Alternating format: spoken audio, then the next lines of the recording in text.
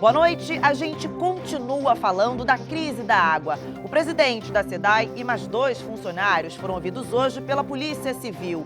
E a gente fala também do caso de um motoboy que teve 60% do corpo queimado pela ex-namorada que não aceitava o fim da relação. Carnaval, decisão sobre a mudança de horário dos desfiles dos megablocos é adiada para sexta-feira. E no futebol, a derrota do Botafogo para o Madureira e a apresentação de Michael no Flamengo. O Jornal do Rio volta em 30 segundos e eu te espero.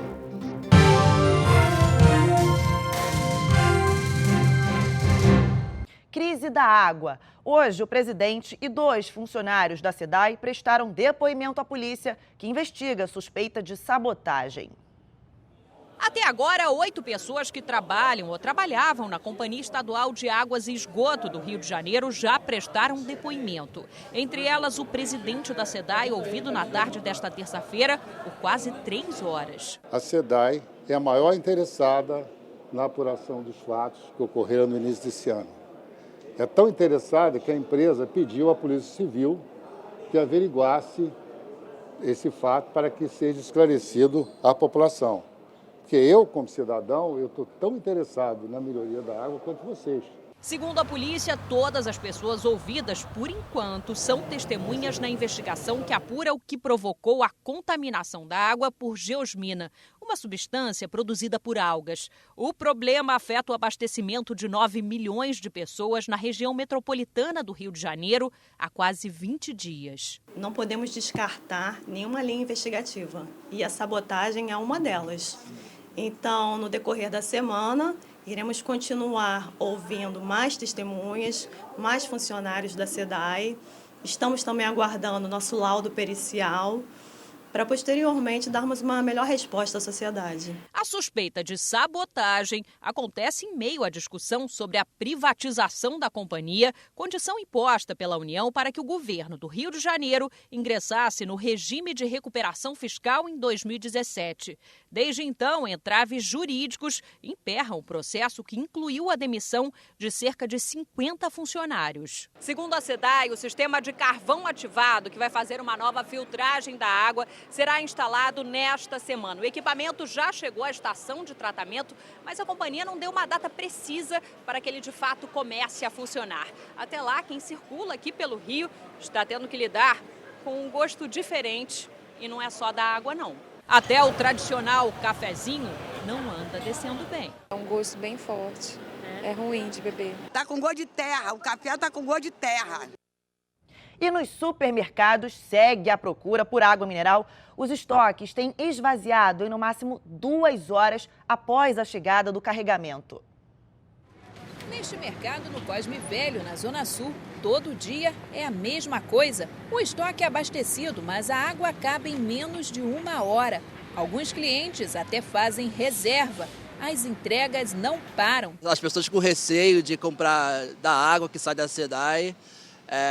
Acaba assim, em 1 hora, em 2 horas acaba a água aqui. Andréia não cozinha mais sem água mineral. Cuidado também com a água que dá para os gatinhos. Eu compro água mineral para fazer toda a comida, o café da manhã. Os gatos, eu tenho 2 gatos, eu não deixo eles tomarem com a água normal, nem que eu ferva, nem a filtrada, porque eu já cozinhava com água filtrada, agora eu troquei pela mineral. As escolas particulares e também da rede pública já estão atentas ao retorno das aulas. Hoje pela manhã, o secretário estadual de Educação, Pedro Fernandes, afirmou que as unidades da rede estadual já estão autorizadas a comprar água mineral, caso a situação não se normalize até o início do ano letivo. Raquel conta que foi buscar a filha numa casa de festas e a água servida estava com gosto ruim.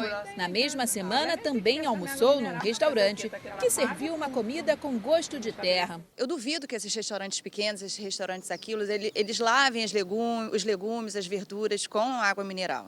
Até porque a gente sabe que o preço subiu. O preço da água, está difícil encontrar água. O chefe deste estabelecimento conta que a casa tem sistema interno de purificação da água, mas que mesmo assim, hoje, na cozinha, só usam água mineral. A gente teve que começar a usar água mineral para a cocção dos alimentos, para a produção das bebidas, dos sucos, de todo o material que a gente tem aqui na casa. E a água da casa, que a gente também serve para o cliente, já é mineral já há algum tempo, porque não tem como a gente servir a água que está saindo dos nossos filtros para o cliente direto. Moradores de Paquetá fizeram protesto em frente ao Palácio Guanabara contra a mudança nos horários das barcas. Representantes se reuniram com membros do governo e entregaram documentos que mostram a inviabilidade da alteração da grade e também uma carta ao governador Wilson Witzel pedindo a revogação da medida. A partir do dia 25, as barcas que ligam a Praça 15 à ilha de Paquetá vão operar com horários reduzidos após decisão da Justiça. Serão então 7 viagens partindo de Paquetá e 8 saindo da Praça 15. A Defensoria Pública afirmou que vai recorrer da decisão. E ainda nessa edição, motoboy tem 60% do corpo queimado pela ex-namorada que não aceitava o fim do relacionamento. Uma operação realizada na comunidade Buraco do Boi, em Niterói, na noite de ontem, resultou na prisão de Josimar Maciel dos Santos, vulgo VK. Ele foi baleado e levado ao Hospital Estadual Azevedo Lima. Além dele, um comparsa também foi preso. VK é apontado como assassino de Mauro de Souza Oliveira, de 45 anos, morto em um assalto ao ônibus da linha 864, que faz o trajeto Campo Grande-Bangu no último dia 7. Apesar da dor e da revolta, a família se sente um pouco mais aliviada. Eu recebi uma notícia que o Josimar, o assassino do Mauro, que ele foi preso. Não é com felicidade que eu falo sobre isso, mas é com alívio, porque ele tirou a vida de um pai de família, de um homem honrado, né, de um homem temente a Deus, fiel à sua esposa, um bom pai que não merecia ter a morte que teve. E no dia do combate à intolerância religiosa, o encontro foi realizado para debater como diminuir os casos. Aqui no Rio, no ano passado, as denúncias dobraram em relação a 2018.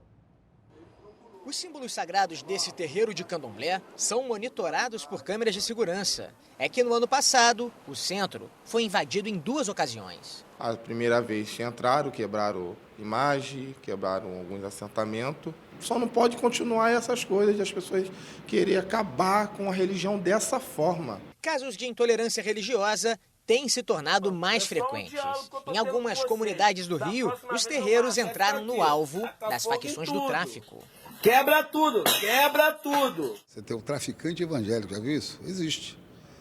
Né? Que proíbe as religiões de matriz africana de funcionarem. Um levantamento do Ministério da Família e Direitos Humanos aponta um aumento de 67% das denúncias de casos de intolerância ao Disque 100 no primeiro semestre de 2019, em comparação com o mesmo período de 2018. Só no Rio, foram 201 episódios no ano passado, o dobro do ano anterior. Por mais que se tentou construir uma democracia baseada na diversidade, na diferença, do ponto de vista da formalidade da lei ou do discurso da narrativa oficial do Estado, na realidade qualquer pessoa sabe que nunca isso aconteceu. A lei brasileira garante o direito de professar todo tipo de fé. E a intolerância é prevista no Código Penal, mas nem sempre resulta em prisão. A Justiça dá algumas respostas, mas certamente ela precisa dar mais. Ela precisa reparar, ela precisa garantir que esse espaço, que haja uma livre circulação de ideias sobre esse tema. Principalmente me preocupa o fato de o Estado não estar atento, não estar dando respostas no mesmo grau para que isso seja impedido, para que isso não seja levado adiante. Na data em que se celebra o Dia Nacional de Combate à Intolerância Religiosa, autoridades e líderes de diversas religiões participaram de um seminário aqui no Rio de Janeiro para discutir um caminho que possibilite aos integrantes de todas as religiões existentes no Brasil uma convivência em paz. É importante a gente entender que liberdade religiosa não é liberdade para agredir, é liberdade para respeitar. A Força-Tarefa da Lava Jato, no Rio de Janeiro, denunciou Dario Messer, conhecido como Doleiro dos Doleiros, e outras 3 pessoas acusadas de evasão de divisas de cerca de 24 milhões de reais. Marcos Sadoc. A organização criminosa é acusada de movimentar pelo menos 24 milhões de reais apenas para uma offshore, que é o modus operandi dessa quadrilha, de colocar dinheiro fora do país de maneira ilegal.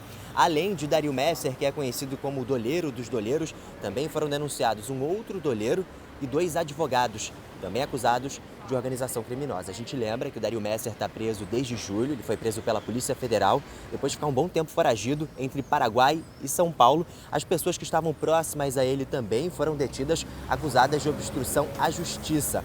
Messer, que é acusado também de ser o principal doleiro da organização criminosa do ex-governador Sérgio Cabral, investigada pela Lava Jato Fluminense. Caso Marielle Franco. A Advocacia Geral da União se manifestou contrária à federalização das investigações em parecer enviado para o Superior Tribunal de Justiça. O documento teve como base o novo posicionamento do ministro da Justiça e Segurança Pública, Sérgio Moro. Ele destaca que os familiares de Marielle Franco e Anderson Gomes são contrários à transferência da apuração. O pedido para retirar a investigação da esfera estadual foi da ex-procuradora-geral da República, Raquel Dodge, em setembro do ano passado.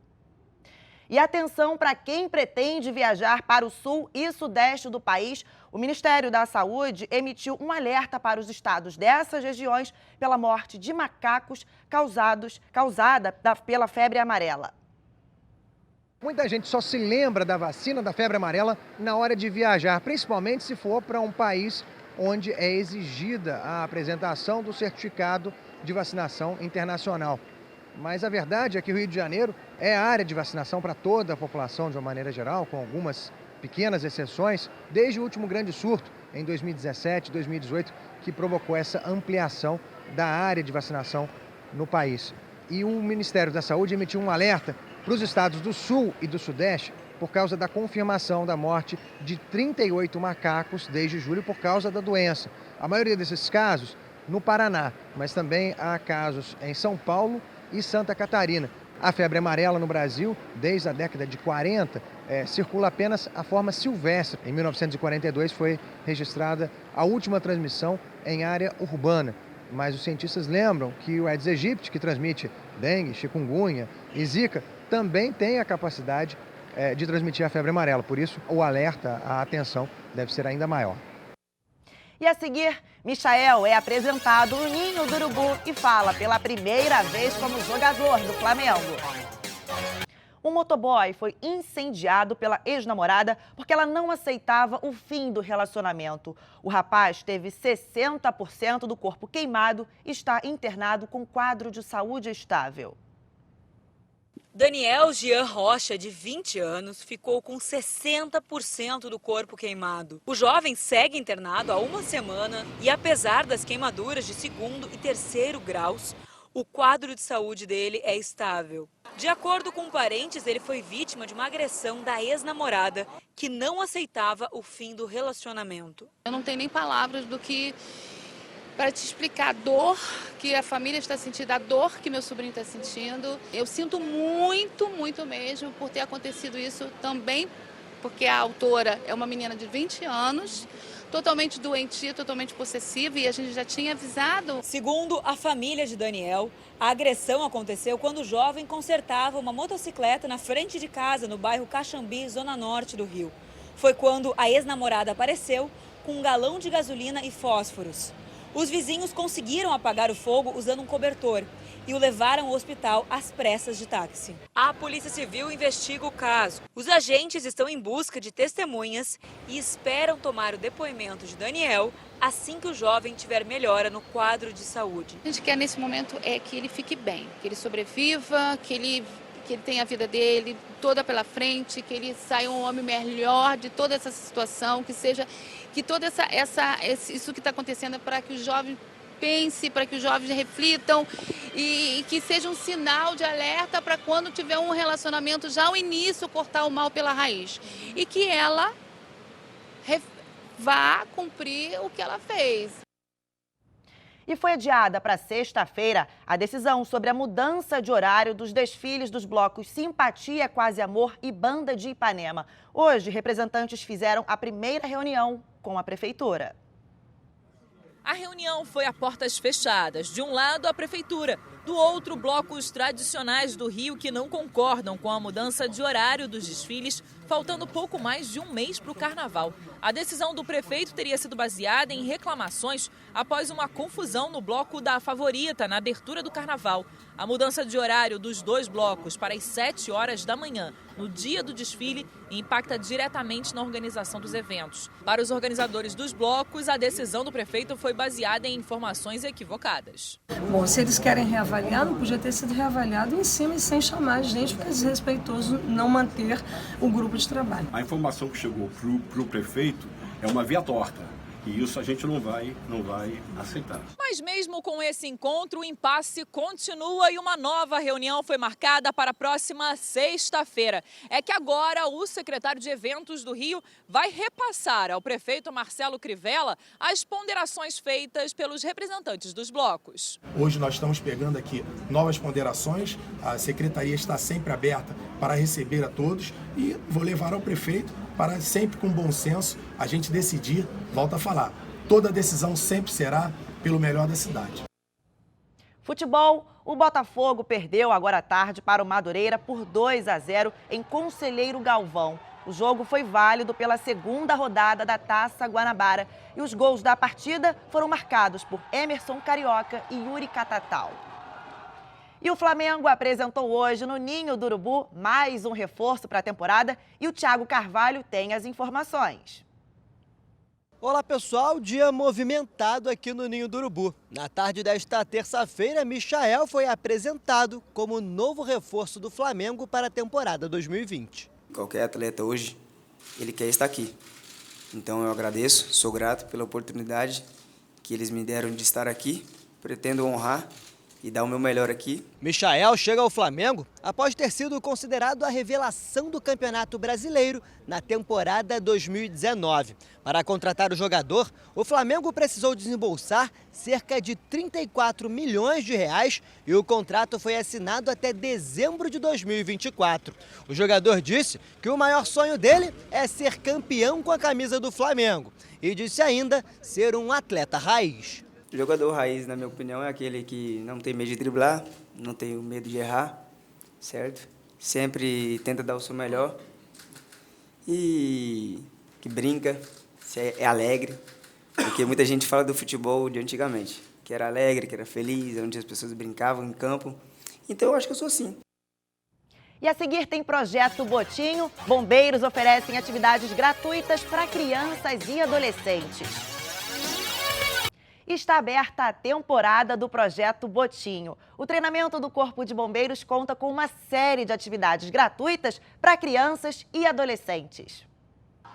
A praia de Copacabana virou colônia de férias para as crianças que fazem parte do Projeto Botinho, realizado pelo Corpo de Bombeiros na Orla do Rio desde os anos 60. É uma coisa que consegue incluir todo mundo, dos novos aos mais antigos. É melhor do que ficar em casa jogando videogame. As vagas são disputadíssimas. A avó desta menina madrugou para conseguir inscrever a neta antes que as senhas acabassem. Minha avó foi pegar a fila meia-noite até 9 horas da manhã. E aí, agora, o que você diz para sua avó agora? Muito obrigada, avó. Te amo. Os grupos foram divididos por faixa etária entre 7 e 17 anos. As atividades são oferecidas em 25 praias do Rio de Janeiro, do norte ao sul do estado. Cerca de 4.000 crianças são beneficiadas com o projeto, que deve durar até o final de janeiro. A gente vai conversando com eles e muitos levam para casa essa instrução, conversam com os pais a respeito dos perigos do mar, a respeito das boas condutas em relação ao hábito na praia, para que o lazer seja proveitoso e não seja desdobrado numa coisa ruim. Eu não preciso falar nada, ele mesmo, mãe, hoje o mar não dá para entrar. Mãe, olha, a onda está aqui. Mãe, vamos ficar perto do poço, que eles ensinam tudo isso. A inclusão também faz parte do projeto. O Paulo Sérgio é tio do Leonardo, que tem síndrome de Down e adora as brincadeiras. Só que ele tem medo de água. O negócio dele, água, praia não é com ele. Mas é até bom que ele ajuda a vencer esse medo, né? Eu quero que ele vença esse medo, entendeu? A gente sai muito, procura andar muito com ele por causa disso, para botar ele esperto. O Jornal do Rio termina aqui e a gente se vê amanhã às 6:50 da noite. Até lá!